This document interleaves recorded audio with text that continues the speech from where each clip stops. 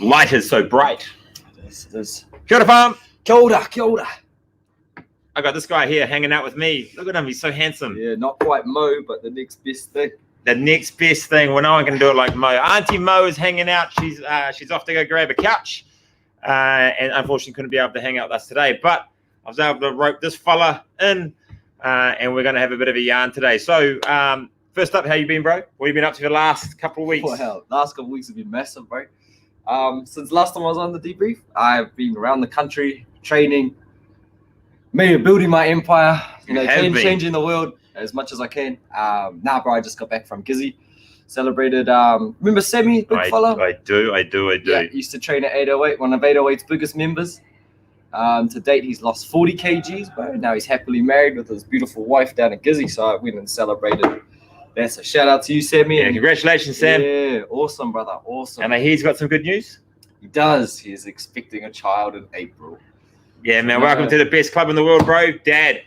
Being a dad. Yeah, so we went from, not being married and not having a family to all of it in one weekend, bro. So, massive is. Awesome. Stoked for him. Family's happy for him, so. And what else have you been up to? Bit of mahi, bit of work, tattooing a lot, brother. So, yeah, I'm all over it. Yeah. A few people now booking in and wanting some of my art, and it's a bit of an honor. So, and tell us how you got to tattoo Stan Walker. Honestly, I have no idea. It was funny. I was driving back from because I still study, but I do my masters in Māori language and stuff. And I was driving back from uni, and my phone went off, and I knew the number, and I picked it up, and I thought it was one of my mates, and I was like, "Joe, bro," and he goes, "Oh, hi," and I was like, "Wait, who's this?" He goes, "Oh, it's Stan," and I was like, "Stan who?" So he's like, "Oh, bro, Stan Walker," and I was like, "No." And I knew that the bro knew him. And because he used to work at my work, and we'd passed each other every now and again, and he knew of me and I knew of him. And he's like, nah, bro, I seen you tattooing, and what are you up to? And I was like, oh, I'm just driving home, bro. I'm done for the weekend. He goes, well, no, what are you doing tomorrow then? I said, nothing, bro. He goes, oh, do you mind if I come through and get a tattoo? And I was like, you kidding me? He said, nah. He's like, yeah, bro, I'll see you at 10. Thinking, nah, he's never gonna show up. Bro, on the dot, bro, our man walks around the corner. Got it, bro. And I'm like, fuck this. He's at my house. And then because of course I live with two other people, they come running out. They're like, oh my God, can we meet him? And I was like, yeah, come meet him. But he was lovely. He showed up with a few of my other mates as well, the mutual friends between us. And we spent the day tattooing one of his arms. Yeah. And then we had a bit of a drink, a bit of a celebrate. And he liked us so much, he came back the next week, bro, and got a second tat. Oh, did he? Yeah, bro. And he brought with him a film crew. So he's doing another documentary. For those of you that haven't seen the Stan Walker documentary, then the one that's currently up, have a watch because it's eye-opening. It's very powerful. Yeah. Is it about his mum? Yeah, it's a bit about everything about his whānau, the disease or the cancer that kind of riddles them, and then just his upbringing in terms of his mother's relationship with his father and the whānau in general. But his new one is more of a comedic look, I guess, on the Walkers as a whole, and I'll be on that one tattooing him. But he brought over with him his beautiful partner Lou. Yeah, she's lovely, and the film crew. So nice. Tattooing's nervous enough, bro. Let alone in front of a camera, let alone on Stan Walker. So give us an insight into how you go about tattooing, and like what do you enjoy most about it? Cool. Honestly, I specialize in Māori tattooing. That's a given. But lately I've been asked to do a lot of other stuff, which is cool. I start by taking the client sort of out to a breakfast or just coffee or just yarn with them, whether it be just outside of the whole tattooing world, and just to find out what they want, how they want it, and then my interpretation of what that might be. And then we just apply it to the skin with pen, and then just go from there, bro, step by step. For me, it's more of a humbling experience because I've always been an artist through and through. Yeah. But it's a mind-blowing thing when someone respects your craft so much that they want to bear it with them for the rest of their life. And so it's weird. And I was trying to explain to Stan after he got his, it's he was saying, thank you. And I was like, brother, it should be me thanking you. Yeah. Because I'd be doing this regardless. I would be putting my art out there, but the fact that you want to wear it for me, that's the honor, eh? So I was like, it's actually the other way around. And so that's an interesting way to look at it. I never thought about that. Yeah, it's I'm not the lucky one. I mean, I'm the lucky one. They're not. You know what I mean? I'd be drawing on paper. So Is it are you nervous about when you're lining someone up? Like, or were you nervous the first time you got the gun in your hand and you got the bare skin, and you're about to nail it in? Yeah, I don't think that'll ever go away. Yes, short answer, yes. Ask Nikora. Nikora, thank you, bro. You've donated enough of your body to me. But no, that's a tricky one. I was nervous because I didn't want to do a bad job. Yeah. I wasn't so nervous with the technical side of things, because that's what you study for, and that's what you learned, and that's what I learned a long time ago, and sort of brought it all back up when I started this new journey, back into tattooing and stuff. And so when I kind of got back into it, the nervous side is I didn't want to let the client down. Yeah. And like that's what I mean about it'll never go away. Like I never want to let the client down. Yeah. Is it hard to stay focused for those long sessions? Like, I mean, a lot of you know that I've had my sleeve for a long time, and we would do like big mammoth 9-hour sessions. Do you find it hard to go like, I stay really, because it must be really intense on the old concentration I'm not gonna skills. lie that when you're in it, like for me, it might be different for others, but when you're in it, that's all you're doing. It's the moment you stop. So I'm actually the worst about half an hour after I tattoo. Like my eyes have to readjust, and like I'm like, whoa, like it's sort of like a workout. Like you're doing the workout, and it's not till you finish it you go, man, that was hard. Yeah. But when you're in it, you can still do it. And like quite good. And so when I'm actually tattooing, it doesn't matter if it's 2 hours or 6 hours, I can keep going. It's the minute I put that gun down and really take about 5 or 10 minutes, and I'm like, oh, whoa, I'm knackered.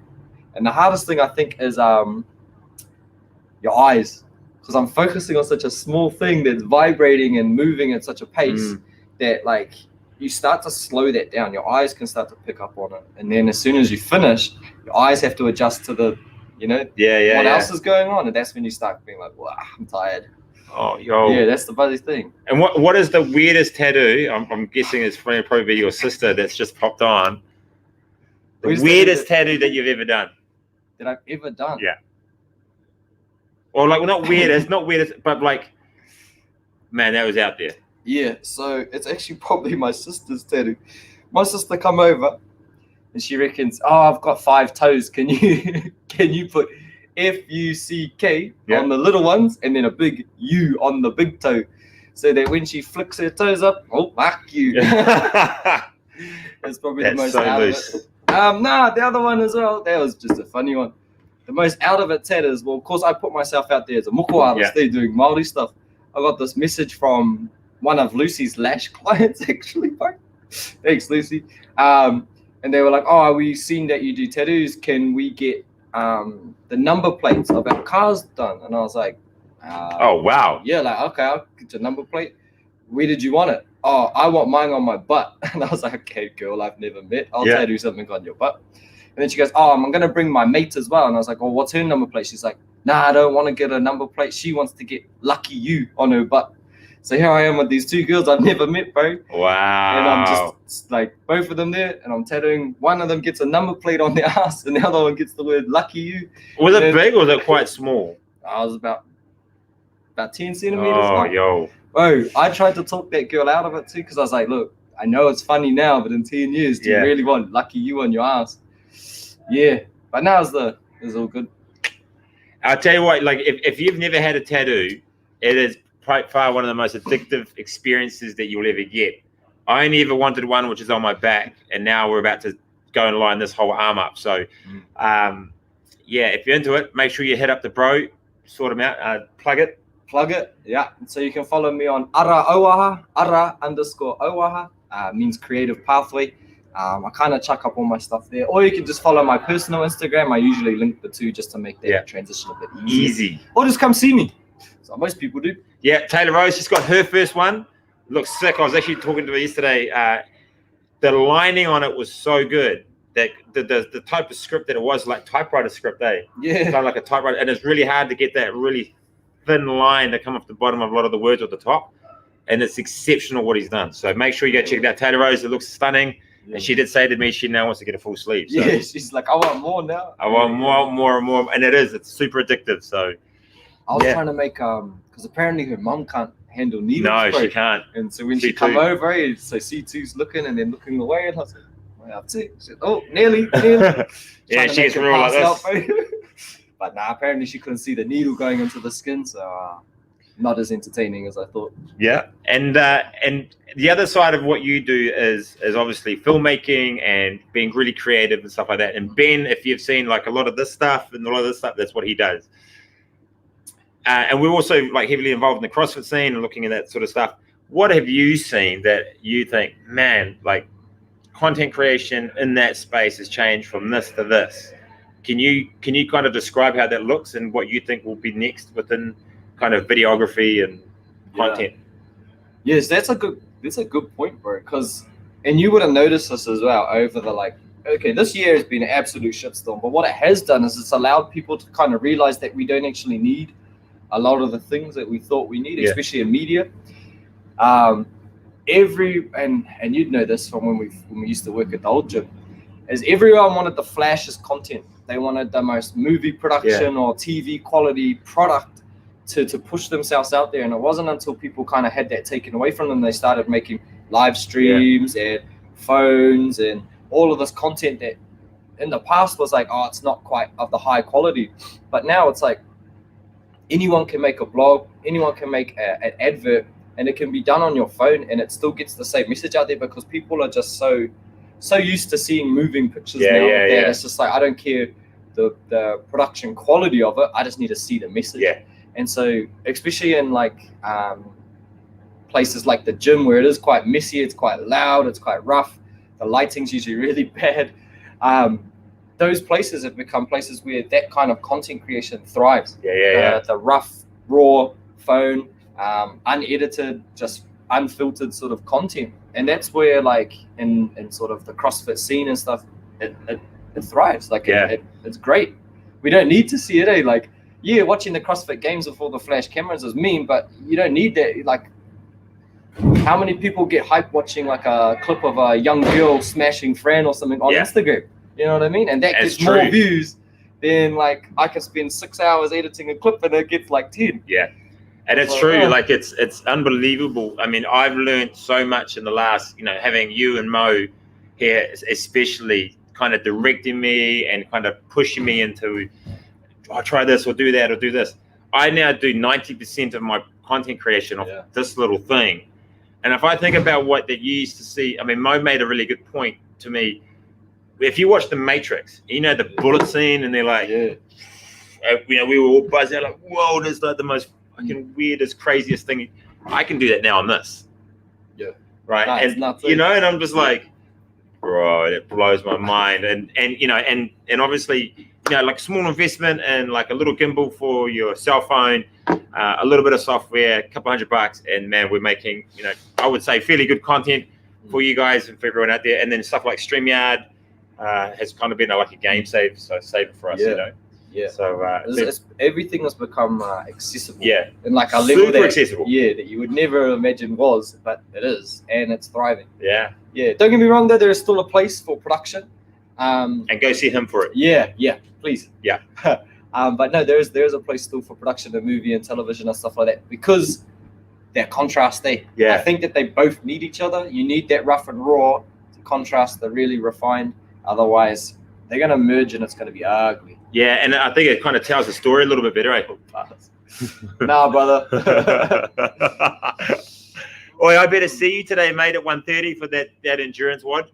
You better not bitch out, bro. So actually going on that, New Zealand Nationals 2 weeks away. Tribal Wars, is this your first like CrossFit comp?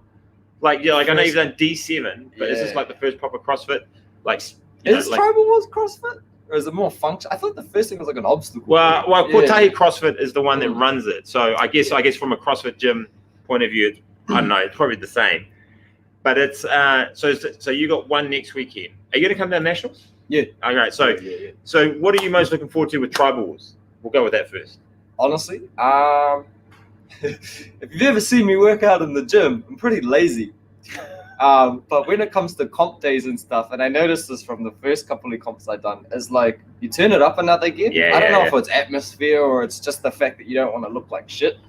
But I'm looking forward to stepping it up a notch and competing with my family. It's pretty cool. I get to be in the team with 2 sisters and then Dills. I live with Dills' older brother, so he's pretty much a little brother anyway. He's been in the picture since I was like 12 or something. So I think a lot of like the way you described it, then it's like I would imagine when I was playing league, and you're in the sheds and you kind of like you do training Tuesday, Thursday, or whatever that was. You're like, man, this.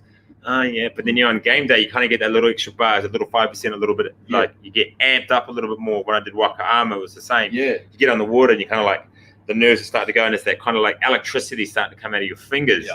And that's what I enjoy most about like competition days. And you're sharing it with people that you love to pieces. And I'm looking forward to seeing how you guys go. I've seen the first 2 workouts. You got that little run, that little equipment carry run, and then you've got I think you got a complex, right? First day. There's like a snatch complex. So and we all know who's doing that one, bro. Those. It ain't me. But it'll be interesting, right, to see how that works. But then I'll be the next 3 workouts after that. You're going to have a long one in there, so that'll be interesting to see where that comes about. And then the other team, we've got Gian has come in for Brendan. Brendan had to pull out because of hockey finals. COVID kind of threw hockey a curveball and pulled everyone in. And then so.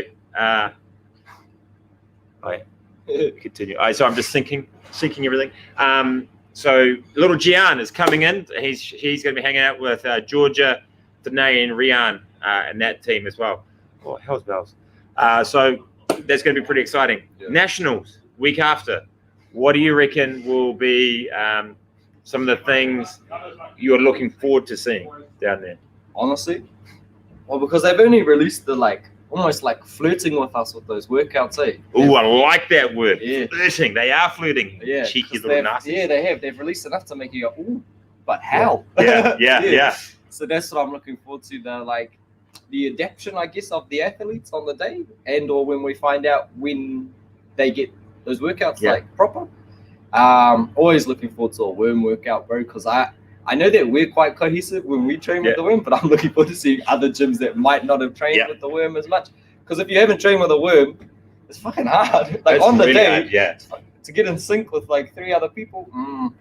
Good luck. Yeah, it is. Like worms are really tough. If you are at a gym that doesn't have a worm, please hit me up. By all means, come into our place. We've only got them for about another 8 days, and then we have to give them back to Cluster because they're going to take our worms down there for the national. So we know that our worms will be down there, so we know we're going to be using them. So does Cluster sponsor this? Yeah, so Cluster is this is their first year sponsoring the event. Generally, it's been Solid Strength for the last 3 years, I think, for as far as I'm aware, or maybe 4. They've been the primary sponsor, but now it's Cluster. Cluster have come in, and they've done a really big push this year. So, and their worms are way better than the ones that we've had in the past. So, and we've done a ton of work. One of our intermediate teams came in this morning and jammed out for an hour. And they're going really well, so it was pleasing to see. I know someone with a Cluster sponsorship, bro. Try to get worm full time. Good, love it. Yeah. What else are you looking forward to down there? Bro, this is my first comp repping 808, so I am looking forward to putting on the colors. You know what I mean? Camaraderie. Yeah. No, it is. First time repping 808. It is. It's not actually my first. My dumb ass entered intermediate on my first comp, and we didn't come anywhere. But it was tough, but it was fun. But I'm looking forward to since that couple of those first comps, I think I've gotten a bit stronger, a bit faster, but everything. So I'm you're moving way better to test myself. Shout out to my chiro. I think. I'm really looking forward to seeing testing myself in the intermediate category and finding where I need to work on this. I kind of know, but just to solidify it. Yeah, that helps as well. We always use competitions. Generally, when we do nationals, we always use series of lead-up competitions to gauge where our shortfalls are. So when we're at nationals, we're at the best position available. Obviously, we don't have that this year, so we've had to kind of wing it a little bit. So our structure has changed somewhat significantly. However, I think, all of our 3 teams that are going down there are going to put their best foot forward, and that's all that we can ask, right? So, as much as we all want to win and be on the podium, it will all be about effort on effort and just kind of seeing where we're at, stacked against a ton of gyms and a ton of athletes that are just all firing on all cylinders. Everyone's really anxious because they haven't done a comp. So they just, that first workout is just going to be whatever time domain that they give us. it will be super fast because everyone's just like gearing up to go hard. I think that's what's actually going to happen. There's like two massively opposite ends of the spectrum. One, everyone got super fit when it came to like that individual national qualifiers and stuff, and everyone kind of plateaued there. Or you've had all of this time to kind of like slowly plateau, so you get even more fitter, and come comp time, you're just gonna be like, I'm gonna smash everything. Yeah. So I'm looking forward to that. I'm looking forward to seeing the people that, you know, trained all the way through and have come out and just, the unknowns, bro. They're gonna take it. I agree. You know, the other thing I'm looking forward to is when some of the teams, some of the divisions I love watching is the scout and intermediates, because you get to see who's coming through the ranks. You see like one or two athletes or a team of athletes, and you're like, man, you got to watch out for them in the next few years. Yes, the RX guys are amazing and they're really good to watch because technically they're really proficient. But it's the ones that are coming through. Those are the ones that I really enjoy, especially when they start the individuals. And obviously, we're going to have that later on in the year when the teenagers are on. By far the best division to watch for me, because they're just like a bunch of, you know, these kids are doing way more than what I do, and they're still growing. So it's like, it just shows me the ceiling is just getting higher and higher and higher, and these kids are just coming through just like. So that's what I'm looking forward to seeing. Yeah. Nah, always. And the party afterwards. We can't talk about that. Talk about that on the banter. She's going to be brutal. So, and I think Auntie Mo and that we're going to be doing the banter down there. I think we're going to do a special Saturday and Sunday session down there, which will be interesting. So yeah, and then I have to say sorry to Carly because I didn't tag you in the post yesterday. My apologies, but I did edit and retag it. But I just wanted to say, Carly, did you see my little special hashtag for you? Did you see it? No. All right, check it out. If you've been on our Battle Tested Protocols page, have a look at one of the hashtags. There's a special hashtag solely for Carly, and if you get the reference, you're in the know. So I won't say too much more about that, but there you go, Carly. I did think of you. I just forgot to tag you in it. My apologies, kid. Other than that, bro, you got anything else for this week? What do you got on? Bit of everything, bro. Playing catch up because I disappeared down to Gizzy. Catch up on my actual full-time money as well, bro. Bit of tattooing this week. And then, bro, I'm going to chill out this weekend. Yeah. Because it's been all go for about a month. Yeah. So I'm going to chill. I want to get a spa session in or something like that. Nice. Yeah, just before the comp, you know what I mean? Just have a rest because the next weekend is comp. What day are you going down? Thursday night. Yeah. Watch out, H-Town. Yep. He's coming down. But actually, funny you said it. I might actually, there's a couple at Taurus CrossFit that want some moko, so I might go do them on the Thursday. You make sure they're in the intermediate RX push team. Really hard. Yeah, so like they get an infection or something, and they can't compete. Yeah, they can't swim or something like that. Yeah. I don't think he's competing very soon. It's one of Nikoda's cousins. Oh, okay. Yeah. All right, team. So do you have a quote? Quote. Yeah, do you have a quote off the top of your head? I haven't actually got one. I should probably have a look. Ooh, off the top of your head? Off the top of my head? Hang on. Let's see if I can get it. Monday motivation. Sorry, team. This is how organized I am. This is me always leaving it to Mo. Damn it. Oh, shit. Monday. All right. I've got some. What have I got today? I've got 0 to do. Man, my 0 is backed up like 0 with the X0. Yeah, 0. So 0 is at accounting software. I'm about 3 months behind. Nailed it. And I got GST to do this month, so there you go. Sorry, guys. Here we go. Quote for today. It's a small one because I'm really bad. As we start each day, it is up to each of us to choose joy and happiness to encompass our entire day. Here's a nice little soft one for you guys today. Beautiful. Thank you very much, team. Looking forward to seeing you guys all tomorrow. Remember, Auntie Mo will be back tomorrow. I'll probably be online doing it as I scoot to go pick up the kidwits. Other than that, have a good one. Stay safe. Stay frosty. See you later.